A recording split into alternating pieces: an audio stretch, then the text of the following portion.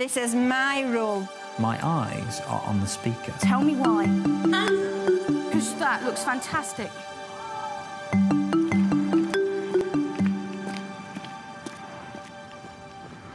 You look lost. Where do we leave the water? Pitt Street Primary School in Mexborough, South Yorkshire. Hello. Good morning. And who's this then? It's Holly, isn't it? I remember you, Holly. How does a top teacher lay down the ground rules for good behaviour at the beginning of the school year? Put your name on here for a school dinner.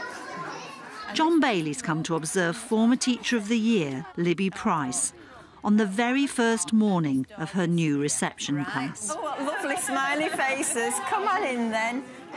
Libby's first job is to reassure the parents, who will be a key tool in the work she's doing with the children. It's mornings only for the first 2 weeks. You look in command. I mean, as a matter of fact, you're as in command of the parents as you are the children. You look very confident and in control. Is that how you felt? How do you feel at the beginning of term? I'm always anxious at the start of the school year. I'm thinking about where did I start last year to get them where they were by the end of the year. Oh. When they first come into school like this on this first day, they don't know they haven't got any rules or boundaries, and I don't want them sat waiting for me. I want them in and activating and getting interested and on with things. And I ask the parents to stay with them until the parents are absolutely comfortable that their child feels secure and able to be left. If you're not settled in your environment, learning goes out of the window. Absolutely, and I always think it's the reptilian part of the brain that is in command. Basic survival things that need to be dealt with before you can actually teach the children. The children become receptive to new learning. I'm itching everywhere. You're itching everywhere. Oh, let's just scratch a little back just like that. That might help. Does that help? Yeah? Perhaps if you did a nice stick, it might help take your mind off it. Hey, come in, Holly. Come on, let's have a look. There you go. Come on, sweetheart. Let's have a look. Let's have a look what you were doing just here then. Is this your picture? What a clever girl. You can already write your name. If we're interested in behaviour management, in fact, what's happening here is that the children are walking into a room and finding familiar and enjoyable activities with which they feel comfortable. Is that right? Absolutely. These, to me, are nursery-age children. They're not yet reception children. They're in a state of transition, and I've got to ease them in and make sure that the experiences that I'm giving them are good, solid experiences that they can handle and deal with so that they'll feel comfortable in that classroom. That's almost like the first thing, isn't it? The provision is very important, because unless you get your provision, when your provision is wrong, that's when your behaviour issues are likely to occur. Do you know, I'm going to give you a clap. In fact, you can give yourselves a clap for coming to school on your first day and being such fantastic children. When you're in my class, you're Mrs. Price's tigers, right? We're all tigers in this class, right? And do you know what tigers do? They go... And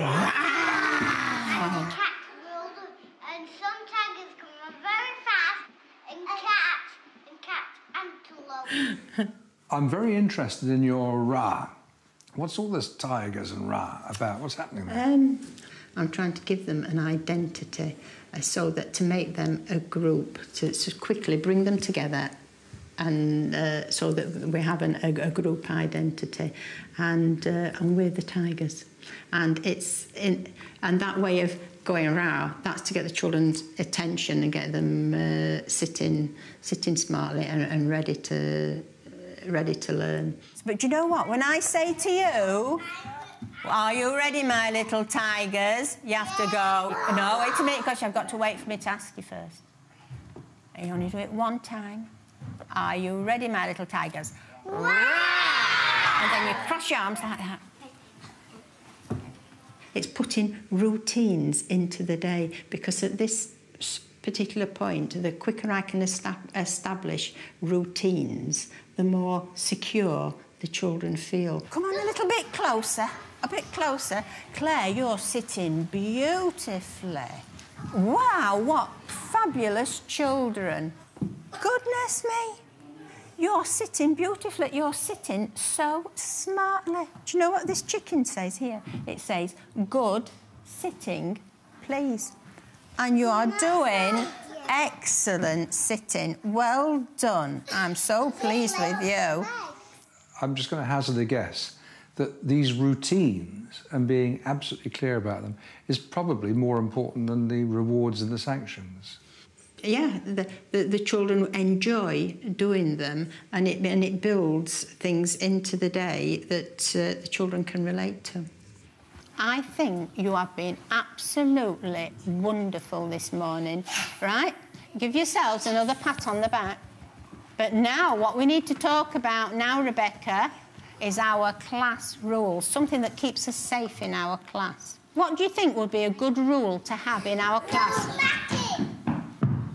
No smacking is a good thing to do, yeah? Now, should we run in the class or should we walk? Walk. Walk. Right, well, do you know, I'm going to write that one down then, because in this class, these tigers, are you listening, Paris? We walk in the classroom. So shall I write that down? Because that's really important to keep us safe. Why do you think we have to walk in the classroom? Because you might slip over and hurt yourself.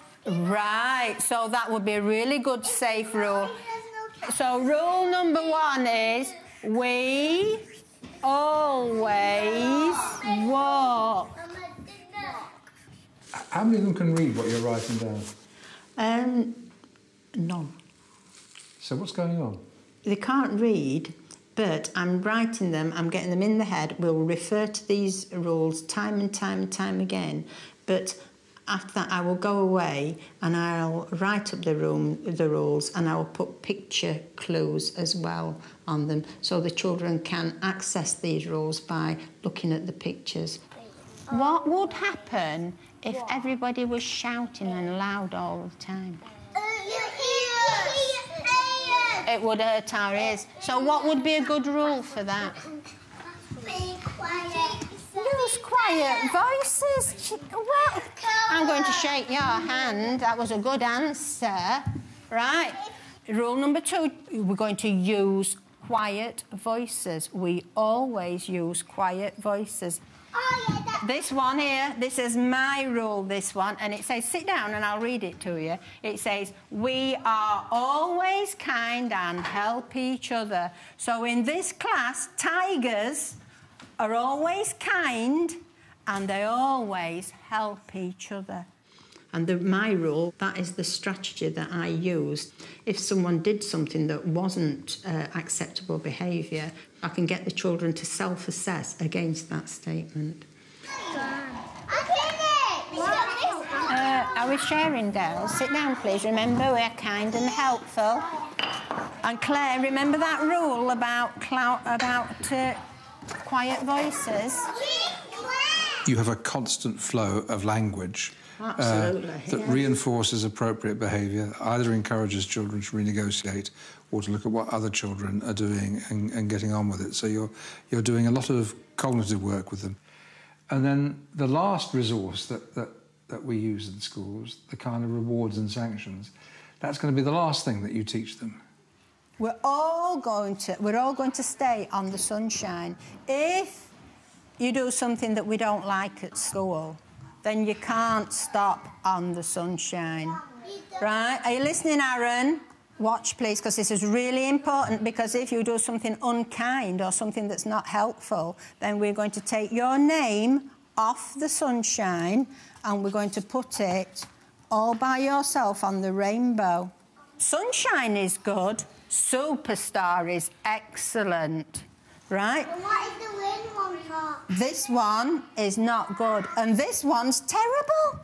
If you get on the rain cloud, then I have to speak to your mummies and say, I'm very sorry, but they've broken one of our rules. So do you want to be on the rain cloud? No. Do you want to be on the rainbow? No. Would you like to be on the sunshine? Yeah. Yeah? Who would like to be a superstar? Yeah. Yeah. Yes. It's this belonging thing again. You know, we all want to be together, we all want to belong, and they all want to stay on the sunshine, not go on to into the other parts. But it's a very effective way of managing behaviour, and the children can manage it themselves, really. But can I get back onto the rainbow and onto the sun before the day's out? You can get back onto the onto the sunshine. Yes, every day starts afresh. At the end of the day, we'll put all the names back on the sunshine, and it starts again. Escola. 2 weeks later, John's here to see how the children are responding to Libby's rules and routines. Libby's now had individual conferences with the parents to share her expectations and code of behaviour. She's encouraging them to spend the first 10 minutes of every day developing their children's literacy skills. Cat went, oh no! What's this? Oh, brilliant! Are you ready? Wait a minute, Chloe, sit down then, please. Right, are you ready, my little tigers? This one, look, you have to, for the action for this one, you put your finger in front of your mouth, and then you pretend you're puffing out a candle. You go, right? It's like, look, there's the candles on the pink pig cake, and you're going to puff them out, going. It looks to me like there's a huge distance been travelled over this 10-day period. I don't see you making much use of external reward and sanction, because that absolutely gripped you. You've created teaching space. You're teaching now, aren't you? I must have got that, the part of the brain satisfied that I was saying about. In this 2 weeks, we are now able to start learning. Ahoy, my hearties! Right, here we go then. Let's see what he's got in his treasure chest today. Oh, something, I'm going to give you a clue, something that you put money in and it starts with a P. Money box! Purse. Remember, looking for purse, sound of purse. There's something else that's, I'm going to give a clue. They're beginning to demonstrate some resilience now, that they're staying at tasks for what I think are quite long periods of time. I'm going to give a clue to Paris. Something that your mummy uses to put washing on the line with a Peg. A peg. Good girl, well done. Tell me the 5 top skills or characteristics that you need to show as a reception teacher at the beginning of the year. The relationships in the classroom, the provision, they need to know who's in charge, having routines in place and having your safety rules in place. Establishing those expectations and relationships, it's not a one-day job. Absolutely not, no.